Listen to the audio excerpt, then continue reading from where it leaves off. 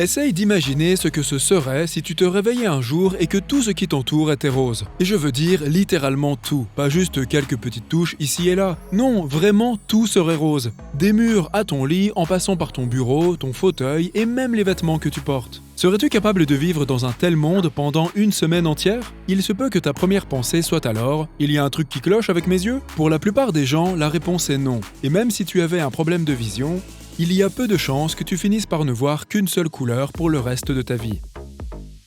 La plupart des daltoniens sont nés ainsi. Même s'il existe de rares cas où cette pathologie se développe plus tard dans la vie.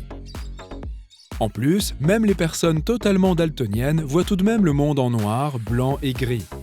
En général, si les daltoniens ont des difficultés à percevoir certaines couleurs, leur plus grande difficulté est surtout de distinguer les nuances d'une même teinte. Mais revenons à notre monde tout rose, d'accord? Le rose est-il une couleur spéciale pour notre cerveau? Lorsque nous pensons à des objets roses, nous les associons très souvent à des émotions telles que l'amour et la gentillesse. Dans certains cas, cela dit, le fait de regarder du rose pendant de longues périodes peut même rendre les gens plus agités. Dans le domaine du sport, il est arrivé que des équipes peignent en rose les vestiaires de l'équipe adverse pour tenter de réduire leur énergie et leur performance. Cette tactique a été mise en œuvre par un entraîneur américain qui croyait que des vestiaires entièrement roses perturberaient les esprits des équipes adverses. Et si je te disais que cette nuance spécifique de rose avec laquelle tu t'es réveillé avait des pouvoirs spéciaux?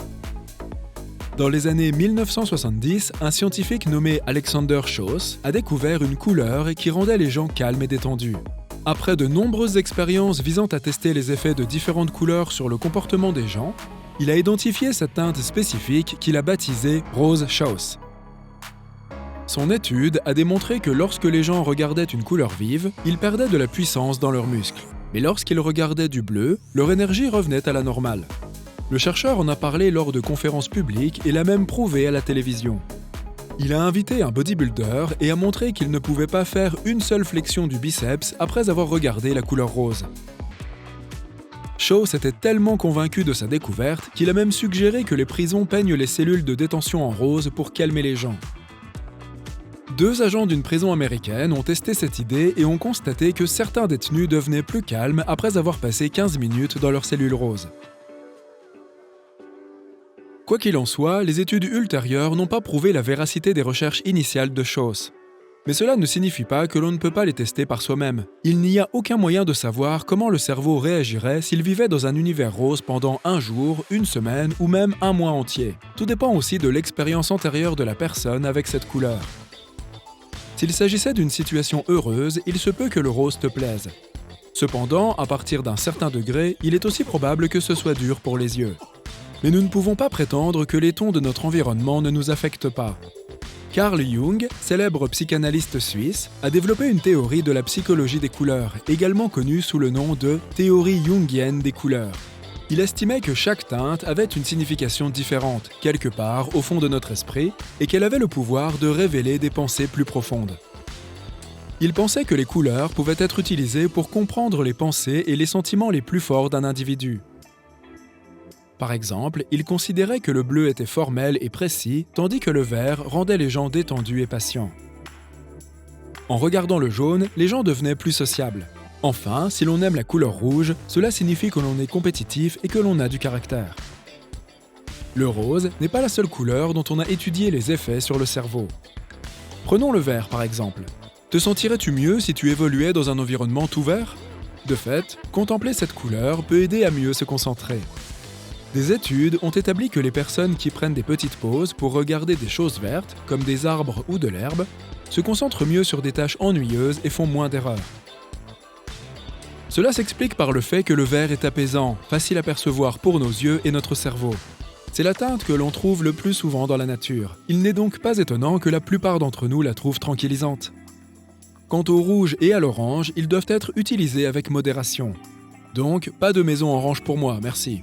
Ces coloris peuvent donner l'impression d'être plus énergiques et plus actifs, mais en abuser peut s'avérer néfaste. Des chercheurs ont conclu que le fait d'être entouré de rouge ou d'orange pendant de longues périodes peut nous rendre irritables. N'oublions pas le bleu. Il peut donner une sensation de calme et de repos, mais aussi de tristesse, surtout dans les teintes les plus sombres. Selon la nuance, se réveiller dans un monde tout bleu peut s'accompagner de son lot de problèmes. Vient aussi le problème de la lumière bleue. Il s'agit du type de lumière émise par les écrans. Elle peut parfois nuire à notre sommeil, car elle peut faire croire à notre cerveau qu'il fait encore jour. Elle peut empêcher l'organisme de produire les hormones nécessaires pour s'endormir aux bonnes heures. Pour éviter ces désagréments, il est conseillé d'éviter les écrans au moins 1 heure avant d'aller se coucher. Qu'en est-il de nos yeux? Regarder la même couleur pendant de longues périodes est-il bon pour nous? Pas vraiment. Si on contemple une couleur durant longtemps, cela peut modifier la façon dont on voit les autres. Dans le passé, les gens utilisaient des écrans d'ordinateur qui avaient de nombreux reflets verts. Comme ils étaient souvent exposés à cette couleur au cours d'une journée de travail classique, ils finissaient par tout voir avec une teinte violette après avoir cessé d'utiliser leur ordinateur. L'explication est simple. La partie de l'œil responsable de la vision du vert était fatiguée. Elle devait compenser avec d'autres parties de l'œil plus fraîches, celles qui sont responsables de voir le rouge et le bleu. Et qu'obtient-on lorsque l'on combine le rouge et le bleu? Du violet. Aujourd'hui, la plupart des gens utilisent des écrans d'ordinateur blancs avec des lettres noires, de sorte que ce phénomène se produit moins. Cette altération de la vue s'explique également par l'effet McCullough. Il s'agit d'un phénomène qui se produit lorsque les gens perçoivent un changement dans la couleur d'un objet après l'avoir fixé longtemps. En 1965, Celeste McCullough a découvert qu'en regardant des rayures colorées durant une trop longue période, la vision des choses pouvait s'en trouver affectée durant des mois. Pour son expérience, des volontaires ont regardé des rayures colorées, puis des rayures en noir et blanc. Si on fait cela suffisamment longtemps, on finit par voir les lignes monochromes également en couleur. Tout comme le flash d'un appareil photo peut rendre la vision floue pendant quelques instants, cet effet peut durer longtemps si on regarde les rayures trop longtemps. Est-ce que la couleur que l'on fixe a une incidence sur la vue? Pas vraiment. Rien ne prouve qu'une certaine couleur puisse déclencher l'effet McCullough. L'effet McCullough est plutôt dû à une combinaison de facteurs, tels que des changements dans la façon dont le cerveau traite les informations visuelles, la fatigue des muscles oculaires et des changements dans la manière dont la rétine de l'œil réagit à la lumière. Qu'en est-il de la lumière? Certes, l'exposition à la lumière du soleil est importante pour notre bien-être. Mais tu as sûrement entendu cette phrase depuis que tu es tout petit. Ne regarde pas le soleil en face. Y a-t-il vraiment des preuves que cela affecte nos yeux ou s'agit-il encore d'un mythe? Il s'avère que c'est effectivement dangereux. Lorsque l'on fixe le soleil pendant une période prolongée, la lumière ultraviolette pénètre dans les yeux. Elle traverse ensuite la lentille interne pour atteindre la rétine et le fond de l'œil. Lorsque ce tissu sensible à la lumière est exposé aux rayons UV, il peut être endommagé.